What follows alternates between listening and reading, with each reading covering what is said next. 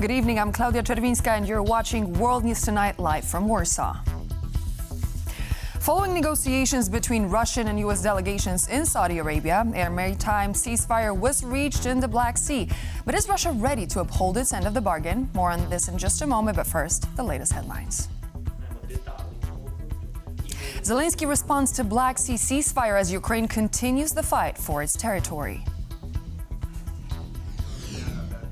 No consequences will be imposed after a messaging fiasco involving senior U.S. administration officials. And TVP World gets the inside track on Rafal Trzaskowski's presidential campaign. The U.S. administration has said that the United States and Russia have agreed to ensure safe navigation, eliminate the use of force, and prevent the use of commercial vessels for military purposes in the Black Sea. Even though this could mark a change in approach towards further Ukraine war peace talks, a total ceasefire is still far away. Our reporter Kazimierz Łysiak has the latest on the Black Sea ceasefire and what will come next.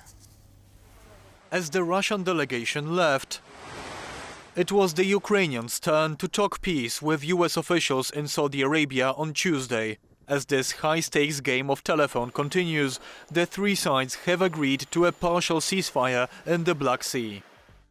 United States and Russia have agreed to ensure safe navigation, eliminate the use of force, and prevent the use of commercial vessels for military purposes in the Black Sea. But in order to make that deal, the United States has made a commitment to Russia, which is a complete shift in policy compared to the Biden administration. No business as usual with Ukraine's invaders seems to be a song of the past. The United States will help restore Russia's access to the world market for agricultural and fertilizer exports, lower maritime insurance costs, and enhance access to ports and payment systems for such transactions.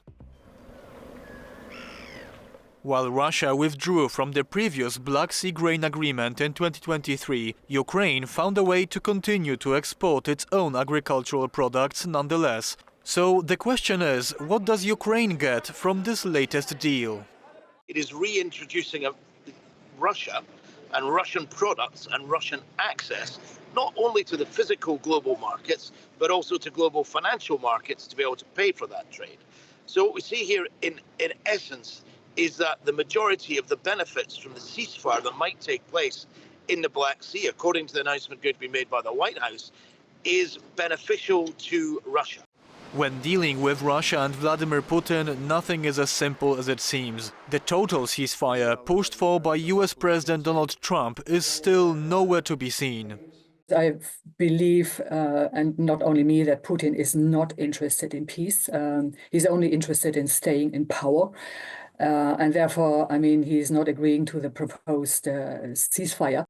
The previous ceasefire on energy targets was put into question only several hours after it was agreed, with both sides accusing each other of breaking it. The Black Sea truce raises similar questions.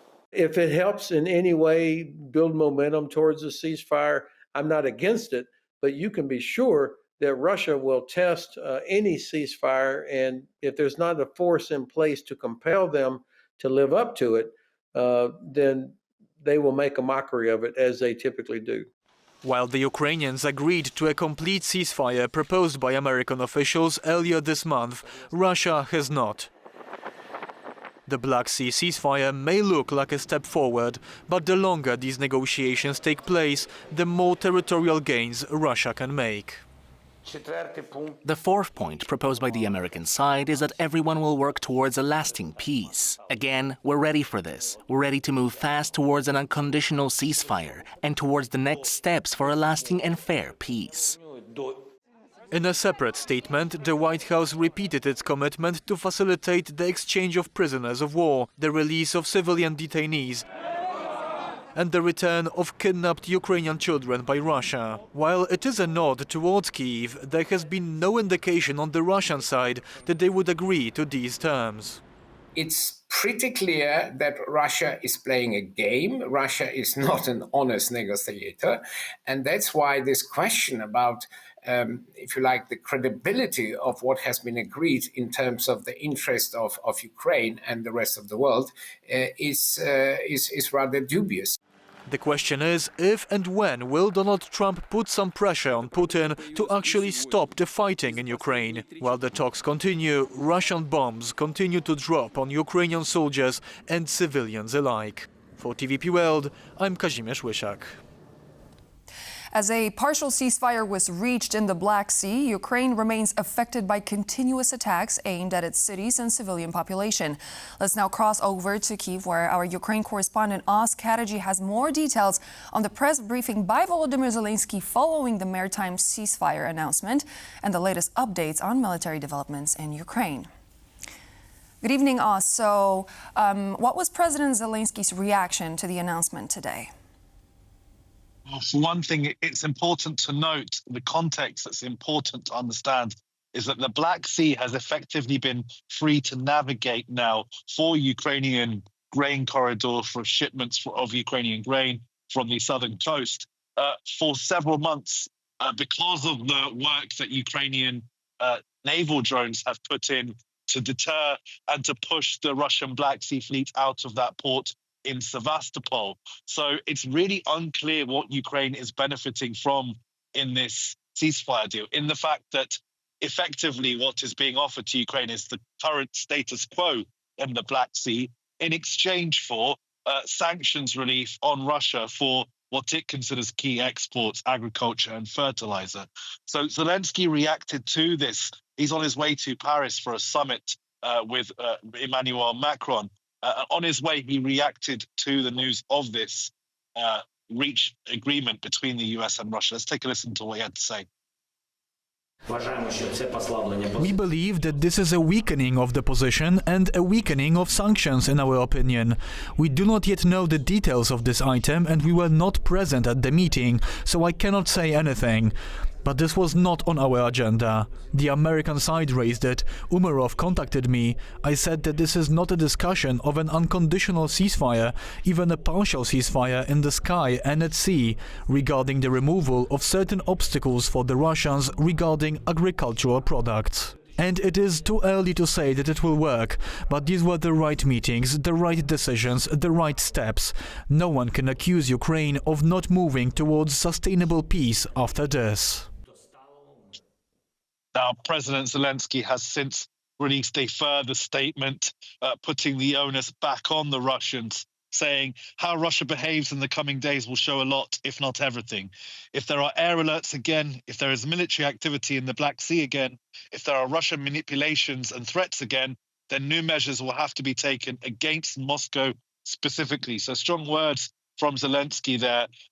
It doesn't sound like the Ukrainian government is putting much faith in this Black Sea ceasefire deal, meaning anything going forward. Now, Russia has continued to strike Ukraine. A really devastating attack over the last 24 hours in Sumy. 117 people injured in attacks over the last 24 hours. One person killed. 101 of those injuries came in Sumy, and many of them were children as a school and a hospital was hit in a Russian missile strike. So the Ukrainians are very angry by these continual strikes, and they really don't see any of these discussions leading towards that cessation, the end of these strikes on Ukrainian civilian targets by the Russian Air Force. So until there is movement in that direction, until Ukraine sees some tangible benefit from these talks in relation to these attacks, I don't think there's going to be much faith from Kyiv going forward about whether this ceasefire proposal really has any legs in it or will happen or be implemented anytime soon. Thank you, Oz. That was Oz Kataji reporting live from Kyiv. Monday was a rather unfortunate day for the U.S. administration's top officials, including J.D. Vance, Pete Hegseth, and Mike Waltz. It is not often that senior officials give full access to their messages regarding top-secret plans to an editor-in-chief of a major news outlet by mistake. But the messages that revealed the U.S. administration's disdain towards Europe are a cause for concern, yet not a surprise. Our defense correspondent Marek Steele has the story. Top-secret U.S. war plans shared with a journalist. That's what happened after Jeffrey Goldberg, the editor-in-chief of The Atlantic magazine, was added to a group chat on messaging service Signal. U.S. national security leaders included me in a group chat about upcoming military strikes in Yemen. I didn't think it could be real. Then the bombs started falling. After the bombs came denial. You're talking about a deceitful and highly discredited so-called journalist who's made a profession of peddling hoaxes time and time again. The White House has, however, admitted that the Signal thread was not fake. The message thread that was reported appears to be authentic, and we are reviewing how an inadvertent number was added to the chain. On Signal, top U.S. officials complained about safeguarding the Suez Canal, which is used primarily for European and not American trade. In the thread published by The Atlantic, an account called J.D. Vance wrote, "If you think we should do it, let's go. I just hate bailing Europe out again." A user of the group identified as Pete Hegseth responded, "I fully share your loathing of European freeloading. It's pathetic." The controversy has raised the eyebrows of European leaders. We have a new American, well, let's carefully say. Actually, really don't want to go into it. In any case, the American situation is one more reason to remember that we need a strong, self-confident Europe. This is not the first tussle between European and U.S. officials since Trump took office early this year. There was the Vance speech in Munich. The threat that I worry the most about vis-à-vis Europe is not Russia, it's not China, it's not any other external actor. What I worry about is the threat from within. U.S. administration, current U.S. administration, what they think of Europe, they do not think of Europe highly. There was the quarrel over Starlink services provided to Ukraine between the Polish foreign minister and Elon Musk on X. Be quiet, small man. After being asked recently on Sky News whether the spat was a thing of the past, Sikorski responded, "Elon Musk is a great pioneer, and I wish him success on his way to Mars." The Houthis, you mean the attack on the Houthis? The latest Signal Group incident will not, however, have consequences. The head of the CIA, who was part of the chat, said it did not include classified information. Michael Waltz has learned a lesson. He's a good man. This is the only glitch in 2 months, and it turned out not to be a serious one. God bless you. After all, the Houthi attack was successful, and most importantly, nothing new was revealed about the Trump administration's approach to Europe. For TVP World, I'm Marek Steele. With the Polish presidential election fast approaching, defense and security of the country and the region are at the forefront of voters' minds. Currently leading the race to the presidential palace is Warsaw Mayor Rafal Trzaskowski, and tonight we get the inside track on his campaign. Our chief political correspondent Aaron Dabin has the exclusive details. Centrist frontrunner and Warsaw Mayor Rafal Trzaskowski all smiles as he puts on the campaign charm. But he's also sounding the alarm to voters at rallies across the country. We need to strengthen our army to ensure that the Polish army will not only be the largest European army in the North Atlantic Alliance, perhaps apart from the Turkish army, but that it will also be a modern army. Everyone is watching what Poland is doing today.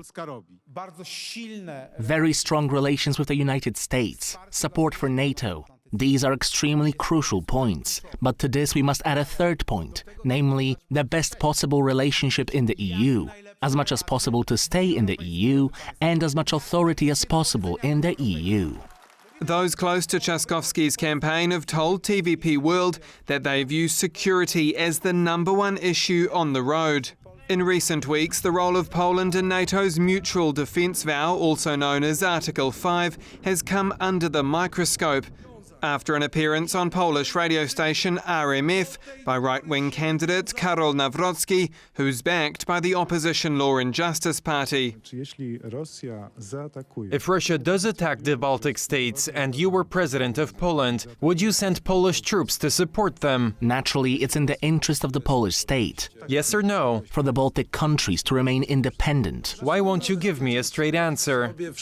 I will abide by the letter of the law when it comes to fulfilling our commitments commitments as a member of the North Atlantic Alliance. TVP World put the same question to the press spokesperson for the far-right Sławomir Mencen, who's creeping up on Nawrocki in the polls. Of course, we are supporters of NATO. We are obliged by treaties to defend our allies. We will do everything we are obliged to. Nawrocki has so far pitched himself as a rebel against woke culture and the old global order, while Mencen is courting voters with Russian narratives. The feeling within Trzaskowski's camp is that whoever finishes in second place on May 18 will need to soften their rhetoric to have any hope of gaining a majority in the final runoff. A source told TVP World that this is seen as an opportunity to show Trzaskowski's consistent messaging, especially on security. I think Trzaskowski is trying to play it safe. People don't really know what his campaign is really all about. I mean, it's about security, it's about equality, and so things like that. But he's not very controversial. He's trying to avoid it at all costs. Rafał Trzaskowski doing everything to stay out of the political mudslinging as the weeks count down to Election Day. Aaron Darman, TVP World. Tuesday marked the first session of the German parliament, the Bundestag, since the recent parliamentary elections. While a new government has not yet been formed, a coalition is expected by Easter, and Friedrich Merz, the leader of the CDU, is expected to become the next chancellor. Sascha Farbach has this report. As the opening speech traditionally delivered by the oldest-serving lawmaker was instead given to a left-wing politician, the AfD protested loudly, demanding their own speaker take the floor first. Although the new parliament is in place, Germany still lacks a new government as coalition talks continue between the conservative CDU, CSU and center-left SPD. However, experts say that prospective Chancellor Friedrich Merz already has a clear vision for the future.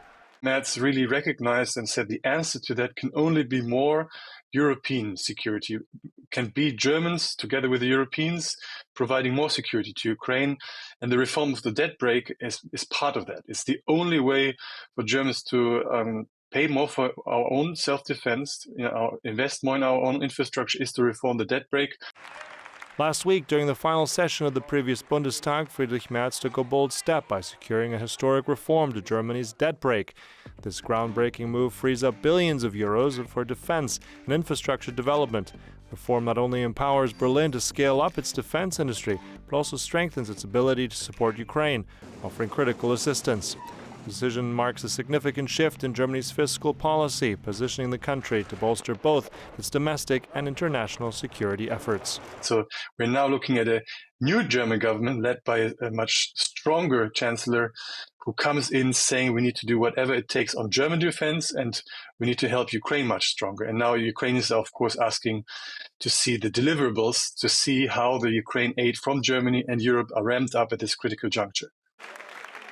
The upcoming government will likely be led by Friedrich Merz and the CDU-CSU conservatives with support from the center-left SPD. However, the far-right AfD has gained significant ground, securing the second highest result in the elections. Despite this shift, mainstream parties will retain control, a development welcomed by Ukraine's ambassador, highlighting Merz's commitment to supporting Kyiv and his stance as a counter to the mercurial nature of Donald Trump. The 21st German Bundestag has begun its work. Many friends of Ukraine are still represented. And even though we have had to say goodbye to some of our companions, I am confident that we will make new friends. I look forward to working together. The new legislative session has begun, but the Bundestag is notably smaller, with 630 MPs, 100 fewer than before. Of these, 400 are returning members, while 230 are first-timers. Diversity has also taken a hit. Women make up 33% of the House, down from 37% in 2013.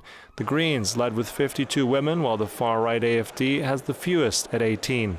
Working-class MPs represent just 3%, and lawmakers with non-German roots make up only 11.5%.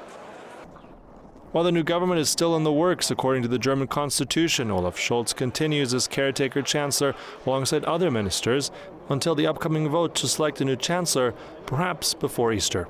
Sascha Farbach, TVP World. Tensions are rising in Turkey as the country continues along the pathway towards authoritarianism. Over the last few days, protests have swelled over the arrest of Istanbul's mayor Ekrem İmamoğlu, which has resulted in over 1,000 arrests and a major crackdown on the opposition and the free media. Meanwhile, Turkish and American officials are holding bilateral talks on potentially lifting sanctions imposed on Ankara in 2020 over the purchase of Russian defense systems. Zuzanna Jurek reports. Turkey continues to be engulfed in a wave of political protests. Civic disobedience has spread from the streets of Istanbul to Ankara. The government of Recep Tayyip Erdogan has moved swiftly and forcefully to crack down on the dissenters. In less than a week, over 1,100 people have been detained during street confrontations, the largest that Turkey has witnessed in over a decade. I think we will be much stronger than the 2013 Gezi demonstrations. We want the government to resign. We want our democratic rights. We don't want to give up our acquired rights. We are fighting for a freer Turkey right now. Reports are also emerging that the police are beginning to knock on people's doors, with experts warning that the crackdown on anti-government protests might serve to institute a full-blown autocracy. For years, there is no intact democracy in Turkey. There was only left elections. The only aspect of democracy was elections. Erdogan wants to be elected third time, whatever it takes. And this is not for the future, good for the future of Turkish political system. The opposition is using the momentum of the protests to light the fuse on broader outcry against Erdogan's state capture, including of state media. Starting from tonight, boycott all who make money from these rallies, who earn viewers and ratings from these rallies in order to serve the presidential palace. The protests were meant to end on March 25th. However, observers suggested their unraveling is likely to boost momentum for Erdogan's opposition. How to right now use this anger that the protests have clearly shown, but to express it perhaps in a different way and to reorganize that energy into perhaps, creating a new candidate in the place of Mr. İmamoğlu, the mayor of Istanbul, or developing a completely new strategy. In a symbolic move of defiance, the Istanbul mayor was confirmed on Monday as the opposition CHP's party candidate for Turkey's 2028 presidential election. However, the protests at home are not the only challenge faced by Erdogan's government. In an attempt to repair the fractured relations between US and Turkey, the Turkish Foreign Minister Hakan Fidan is meeting US Secretary of State Marco Rubio in Washington on Tuesday evening. The officials are set to discuss sanctions imposed on Ankara following its divergence away from the united NATO approach with regards to Russia. For Turkey, this is the most important things are the lifting of the CATSA sanctions and the return to the F-35 project, the building of the joint force building of the jet. To at the same time perhaps find a solution to the S-400 missile system, which Turkey still possesses. And it's, it has to get in some way or shape or form, it has to get rid of it in order for the United States to, first of all, green light the sale of F-35 jets. The meeting on Tuesday is meant to serve as the first step towards rapprochement between US and Turkey. In the meantime, domestic issues are set to preoccupy President Erdogan's attention. For TVP World, Zuzanna Jurek. The White House effectively announced that a ceasefire on the Black Sea has been reached. Is this an opening act to further peace negotiations? How is it going to change the dynamic of the potential peace talks? And what is it actually going to change? Joining me now to discuss the latest is Stephen Moore, founder of the Ukraine Freedom Project. Good to be with you. Great to have you back on the show, Stephen. Thank you for joining. So, we're looking at the latest developments. U.S. announced a ceasefire on the Black Sea. What does this mean, do you think? And is it going to advance further peace talks? And is it safe to call it a breakthrough? Well, look, there's already a ceasefire on the Black Sea because the Russians can't use the Black Sea because the Ukrainians have sunk 40% of the Russian Black Sea fleet. So this is something that's good for Vladimir Putin. It's not necessarily good for Ukraine. So I think what Zelenskyy is doing, he's signaling to Donald Trump, okay, President Trump will do it your way. And, and then, let's see what happens because as we know, Putin has never honored a ceasefire or a peace agreement or most of the international agreements that he's entered into. So it's, a matter of time before this one goes south. Which takes me to my next question. Total ceasefire, it seems, takes longer and longer to achieve. And it seems to be the case that what we've seen so far is this sort of a push and pull game over the days and weeks past. So are we to look at those elements that are taking place as a smokescreen for Russia to gain something else, to get to its goal? What would the goal be at this point?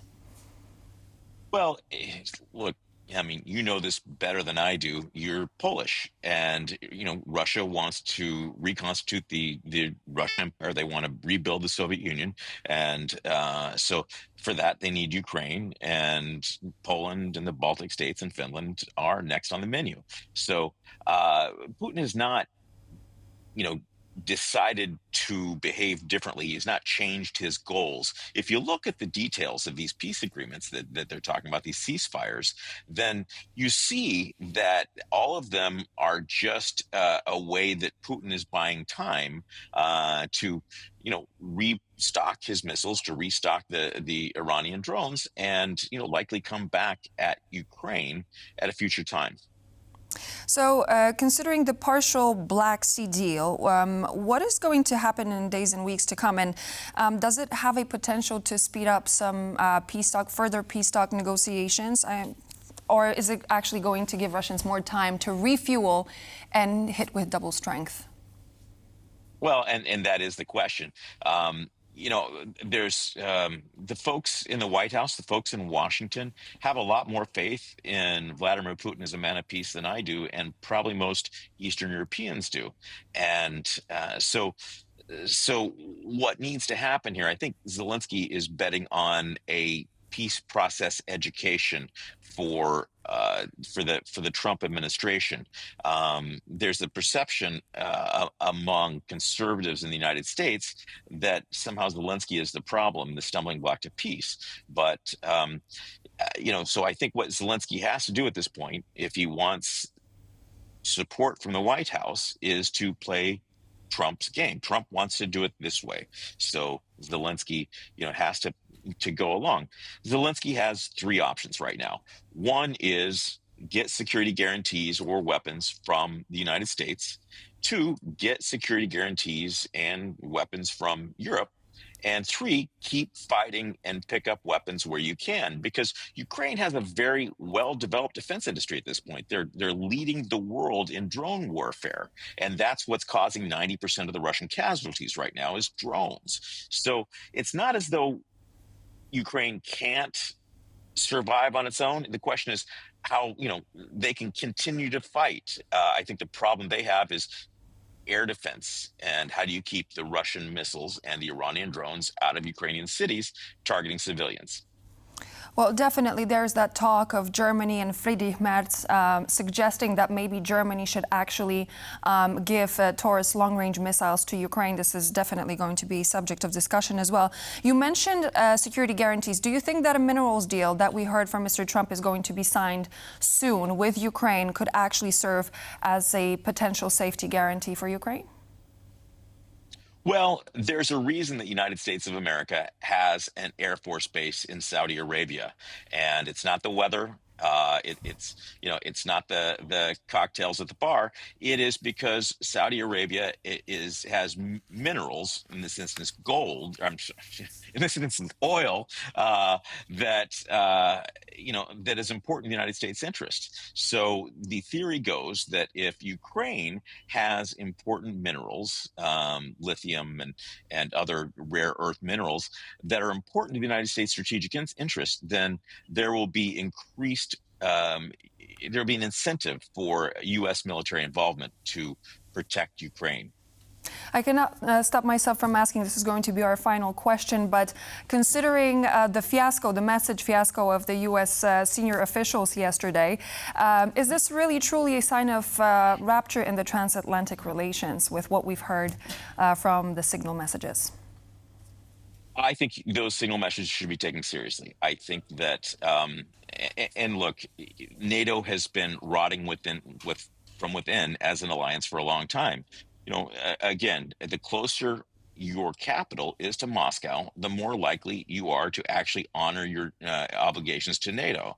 And Poland and the Baltic states and all the countries that are near to Russia are really helping defend Ukraine. They're really putting defense spending where it needs to be. Now, if you're France or Belgium or Spain, you don't fulfill, or you barely fulfill, your NATO obligations, and you spend more money on liquid natural gas, cheap Russian liquid natural gas, than you do on defense for Ukraine.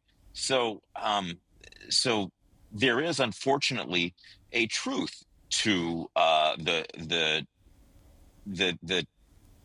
dissolution of the transatlantic alliance. And I think the sooner that Europe starts recognizing that it needs to play a stronger role in its own defense, and it can't fund both sides of the war in Ukraine, then I think that's better for Europe, better for Ukraine, better for the world.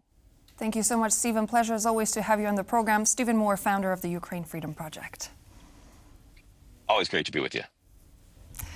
And so this marks the end of World News Tonight, but please do stay tuned. We're back in just a moment here on TVP World with more news and features.